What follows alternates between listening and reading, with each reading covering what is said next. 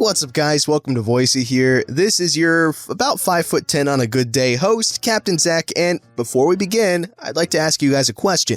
Has anyone lost a large roll of $20 bills in a rubber band? Because we found the rubber band. If you can tell me where that's from, I'll give you a admiration that you won't directly see, but it will exist. Anyways, today's subreddit is r/EntitledParents. Don't forget to like, subscribe, and hit that bell to never miss an episode. This story is called, My Entitled Aunt Thinks I Work at a Store I Worked at 4 years ago and Demands a Discount. Okay, first off, my aunt is a real bench. She uses our family for her gain and gives 0 Fs about anyone but herself and her image, and her friends. She will only talk to us if we have something that she wants. She lives in one of the most expensive parts of Sacramento, while our immediate family all lives and has lived in the same area nearly all my mom and aunt's entire lives. She's very entitled and thinks highly of herself. She and her husband and children are the type of people who are always keeping up with the Joneses. She has to be admired and loved from strangers. She scams money out of whoever she can, especially my grandma, which is how she's able to live in such an expensive area and claim back issues and not work. Or she'll work and immediately quit if someone doesn't like her. She smokes weed and hangs out all day while her husband gets drunk and acts like a schlong. With that out of the way, let me tell you what happened Friday afternoon. I'm the semi-black sheep of the family. I'm not mean, I'm not rude, I don't talk crap, nor do I socialize much with my family because I know they don't really like having me around. So, no one ever calls or talks about me in regards of how I am or what I'm doing, which is usually nothing. So I was surprised to get a phone call from my aunt, the entitled Punt. I don't know the number, didn't know at the time how she got my number, but I was waiting on a call from my doctor, so I answered without a second thought. So I answer, hoping it's my doctor, but I hear my aunt's voice. She and I have never been close. I don't like her. I don't think I've ever liked her. I burned myself as a child because she wouldn't let me have a bath since she was entertaining her friends and getting high. So I went and made myself a bath and burned most of the skin on my legs, thighs, and butt off. That's how much I hated her. And her daughter would steal my dolls, toys, whatever she could get her hands on, and she never gave them back, nor would anyone believe me when I'd find myself destroyed at their house. Anyway, I answered, and I am extremely confused when I hear the Punt's voice. She tries to sound all sweet and nice. Hey, how you doing? Grandma says you're sick. Yeah, I am. I absolutely hate talking, especially to a Punt on the phone. Okay. She's quiet before she gets to the point as to why she's calling me. The one niece she hasn't or couldn't steal or con from. Well, you still work at Party Town, right? My grandson needs a costume for Halloween. I want a discount, or you can sneak one out for me. I kinda just sat there thinking, is this bimbo serious? Did she really just say that? Did she ask me for something I cannot do even if I wanted to, without asking nicely with a please? And did she not know what day it was? The store would be packed to hell with parents who couldn't make more time to get a Halloween costume 6 days before Halloween. What? Are you high? I don't work there. I worked there 4 years ago for like 2 months. Who said I worked there? And why would you think I'd give you a discount or steal for you of all people? I was annoyed to hell and back by being told what someone tells me I'm going to do. And it's a week before Halloween. There's no costumes left. My aunt let out this weird sound and starts saying something like, don't be selfish. Your thieving cousin needs a costume for her son. He's only 3 years old. Are you really gonna be a jerk and not get him a costume? After her little rage, all I can do is laugh. I had taken some pain meds for my knee, so I'm kinda like loopy and tired and thinking I'm dreaming, and all I do is laugh. I could hear my sticky-fingered cousin chime in, calling me a selfish bimbo and how she's going to get me fired for stealing. Somehow, they came up with the idea that I steal costumes for my teenage nephews at a job I don't work at. Because my grandma told them I worked there once, 4 years ago, during Halloween. She and my cousin are still yelling at me on the phone until I stop laughing. My eyes are closed and I'm on the edge of sleep, and I tell them, I don't work there. I haven't worked there in 4 years. I was working with my mom until 2 years ago, you stupid benches. Gosh darn. You guys can't stop coming up with scams and schemes long enough to get facts straight before you call and harass people? You don't listen to grandma tell you about us when you come down asking for money? Step off, you ingrates. That's all I remembered before I passed out. I woke up Saturday morning with a stiff leg and missed calls and texts from my grandma and aunt. My grandma was apologizing and said she set my aunt straight. But an hour later, my aunt calls and said, "You can get grandma to lie for you, but I know you're a selfish bimbo like your mom and won't even help out your family." I just listened to her, tired as frick, trying to stretch my leg and let her go on. "I'm gonna be in later today for my grandson's costume, and it better be half off or free." Yeah, I would love to see that. But even if I could stand a walk or be in public, I don't care enough to watch her humiliate herself or try and belittle seasonal employees. And the bench didn't even tell me what costume she was looking for anyway. If I worked there, was I just supposed to grab any toddler costume for her punk booty? I feel bad for the kid, but my aunt is such a freaking jerk, and she's hurt my grandma too much for me to even consider helping her or my cousins. I'm insanely thankful that, at least in my experience, how people act with me, I don't have anyone in my family at all like this. But I can imagine how tiring it would be to deal with people like that, especially if they're in your family. But, you guys are champs if you have to deal with that. And if you do have to deal with family like that, then let us know in the comments below. I'm interested in hearing about it. This story's called Entitled Mother Ruins Our School's Halloween Fundraiser. Here's the cast. Entitled Mother. Entitled Kid. Me. Girl from class. Okay, so lately, in preparation for Halloween, our school is selling these little packages of a pencil, eraser, and a sticker that you can give to your friends with a little note on them. It isn't too appealing for the higher grades, but a lot of little kids want them. They're $1 each, and being part of my school's student council, I volunteered to sell them a few days. Basically, selling is going as usual. Every once in a while, a kid comes up and buys one. So we work hard by getting them to the correct class, organizing them, etc. What happens is, when the lower grades come out, we suddenly get a ton of customers lining up, so we open multiple counters for selling, with 3 people in each. I'm mainly in the corner helping record profits, etc. when a kindergartner or a first grader comes up to us and asks to buy. Now, I'm normally not the best with kids, so I ask a girl from my class, the only other person from my class there, to deal with them. The conversation sort of goes like this. "Hi, would you like to buy?" "Yes, I want to buy one for all my friends." "Okay, how much money do you have?" "I have no money." "I'm sorry, but you need money to buy. Maybe you can ask your mom or dad when they come?" Now, after this, the kid seems to leave to call his mom or something, but then his eye catches on the register where I'm keeping the money. Until now, I'm kind of oblivious to the conversation. I mean, I can hear it and all, but I'm not really participating. Then, entitled kid comes and asks, "Is that a $20 note?" Me, being sort of startled and not paying attention, yeah. "Can I have it?" No. So he didn't hear me say no or thought I said yes. He just freaking grabs the note from the counter, literally ripping it out of the fork thing that's used to hold them straight down. I'm at first startled and reply with, "Can I have that back, please? It's our money and you're not allowed to have it." "Sorry, kid, but I need that back. This isn't a game." At this point, he just starts thinking it's a game or something and starts running away from me. Now, since he's a kindergartner, he has relatively small legs, and at the speed he's going, he's bound to collapse. And then, bam! That's exactly what happened. I yanked the $20 note from him, who is now fallen down, and he bursts into tears and starts screaming his head off, either because he lost the money or he got hurt from the fall, or maybe even both. And though I'm not the best with kids, I pull him back up and ask if he's okay. He's crying his head off and points to his knee. So I roll up his trouser and it's legit not even scratched.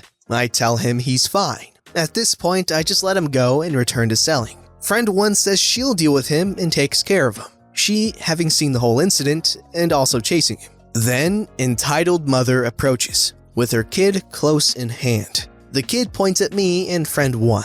Entitled mother gives me a death stare and stomps over to me, asking, "Oh, why did you steal money from my son? You have no right to do that." Ma'am, I apologize, but we didn't steal money from him. He had no money and tried stealing our $20 note. Impossible! My son would never do such a thing. He has such great morals. Whatever you say, ma'am, but I'm just telling you what happened. And I'm telling you what's right. Return me that $20 note right now or I will dissolve your council. I'm part of the Parents Association. Ma'am, the Parents Association has no power over us. We are operated by the students and faculty of the school. Stop calling me ma'am and return that note! Literally trying to yank the entire freaking register, and friend resists. Friend 1 is now in tears because she's sensitive. Please stop, please just stop. I'm now getting mad. Listen, miss, leave us alone. We do not owe you anything and stop harassing us and trying to steal from us. We will not be giving you anything. Understand? I will not take orders from you, young man. Call a teacher right now. The racket gets the attention of the council supervisor, who has a talk with her. Basically, the same talk is repeated, except this time the supervisor gets mad and shouts at her, threatening to get her kicked off the Parents Association. She threatens to take her child out of the school that takes advantage of people's money. The supervisor tells her to go ahead. She shuts up. Yes, victory. A pretty crazy and unusual day, to be honest. Poor friend 1 was completely spooked after that, just in time for Halloween. First of all, shout out to friend 1 for being that sweet, sensitive honey she be. I'm kidding, of course. And what would be the opposite of a shout out? Like a whisper in? Whisper in to the entitled mother because she's crazy and rude. The kid, can't really hate on the kid too much. He's probably just farting around. But then again, he's, kindergarten? You probably know not to steal money at that age, right? Well, then again, he probably didn't because the mother was trying to steal as well. Because I feel like if a kindergartner has $20, the parents usually know about it, because where are they gonna get it? This story is called Speak English or Green Tea Fresh Orange. Background. I'm severely hard of hearing, but consider myself deaf. When your hearing is that shot, you might as well be. I also operate a very small local deaf meetup group in my local area, which includes a hearing person, one of my roommates, who just seems to enjoy hanging out with us, and we're fine with that. When with the group, I don't wear my hearing aids, as that roommate is usually fine with handling things if and when hearing is needed. He's a trooper. At this particular meetup, which happened this morning at Shoney's for their breakfast, we came across an entitled parent. The story. Everyone was seated, casually nomming their favorite breakfast items from the breakfast bar at Shoney's, everyone signing and giggling back and forth with one another and enjoying our time together. But we did notice a kid that was nearby bugging my roommate about something. I wouldn't know what's being said until after we arrived home after the meetup, and we'll include the conversational bits where relevant. Why aren't any of you talking? I can talk. They're deaf and can't hear speech, so we use sign language to talk. That's cool! Kid runs off and roommate didn't think anything more of it. It's not uncommon for someone to ask about sign language here or there, or ask us how to say something, or get advice on where they can learn the language. Lifeprint.com if you are personally interested. It's free and is where we typically send folks. Sounds like nothing spectacular so far, I know. But it wasn't until we were ending our little meetup and start saying our goodbyes when the kid's mother approaches our table. Again, the deafies are just thinking yet another person with a sign language question. The heary can handle it. Apparently, the kid's mom was so offended that we weren't speaking vocally that she intended to make her stupid opinion known. You need to stop doing that hand signal stuff and speak English. It's very rude. I'm sorry, what? These guys are deaf, so... Entitled mother cuts him off. I don't care if they're deaf. They can speak English like everyone else in America. No, they can't. Literally, 2 of these people were born completely deaf. They don't know what English even remotely sounds like. It's not my fault that they're intellectually disabled. They should still speak English. And you too, stop messing about with your hands. It's very rude. It's very rude to insist people with a disability to cater to your sensibilities. And honestly, I wish I were deaf myself. so I wouldn't have to hear the screeching of a heartless bench with less than 2 brain cells to rub together. You can't speak like that around children. She ends up huffing and running off. At this point though, she's gotten the attention of everyone at our meetup. We were all thinking that was the end of it, and the roommate signed to us, telling us, "Crazy lady thinks we're throwing gang signs and other stupid stuff. Everything's fine." Well, turns out, entitled mother ended up getting the manager demanding we be kicked out. So enter manager, stage left. Manager arrives at the table with entitled mother and the poor kid in tow. Entitled mother having looking smug like she just accomplished something huge. "I've got a complaint that your entire party has been rude and cussing." The manager notices sign language being used and asks the entitled mother, "Ma'am, do you know what they're saying?" No, not at all. That's not speaking English, which is very rude. We're in America, and in America we speak English. Roommate swears this is what she said. And since we do live in the sticks, I wouldn't put it past that someone would say something like this. "Ma'am, we can't kick people out for not speaking English." But they're insulting me and my kid, just look at them. At this point, it's worth noting that when we're discussing something or someone, if the object of discussion is available, they're pointed at. At no point in our discussion did we point at the entitled mother nor her kid. What we were talking about was various subjects from cats to the gal we got recently invited from Walmart, talking about wanting to get a fish tank and a small fighter beta and other places they'd like to go for the next meetup. So nothing involving the entitled parent nor her kid. Roommate points to one of us. "Actually, she's talking about getting a fish tank and getting a beta fish." Points to me. "He's getting information on where the next meetup might take place." Points to the black guy. "He's talking about a kitten he recently adopted." Points to the entitled mother. "And she's being rude, insisting deaf people need to stop using sign language to accommodate her stupid sensibilities." The manager surprisingly signs to the group asking if we found everything to our liking.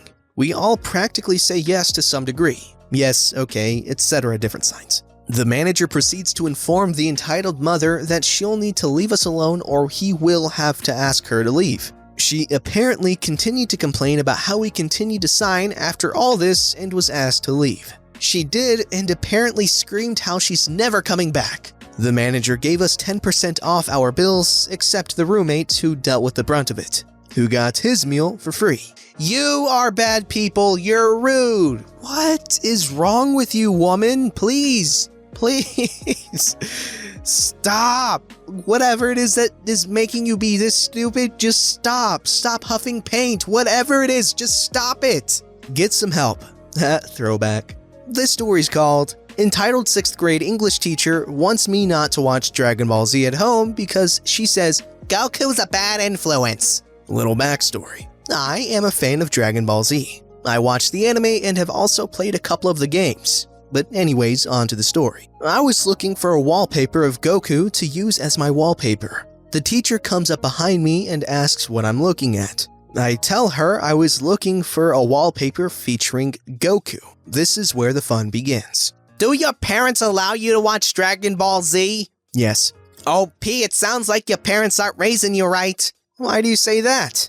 Dragon Ball Z is a bad show for children to sit and watch unsupervised. I would never let my children watch that. I would rather them watch Family Guy unsupervised than let them watch Dragon Ball Z. I view Goku as a better character than Stewie. Oh, P, Goku is a bad influence on children. Dragon Ball Z teaches children that violence is always the answer. But it's not. I don't care. For all I care is that Dragon Ball Z is a bad show for children. She eventually tells my parents over the phone about it and tells them I need to be supervised while watching TV, all because I have a bad taste of shows. My parents got a laugh out of it.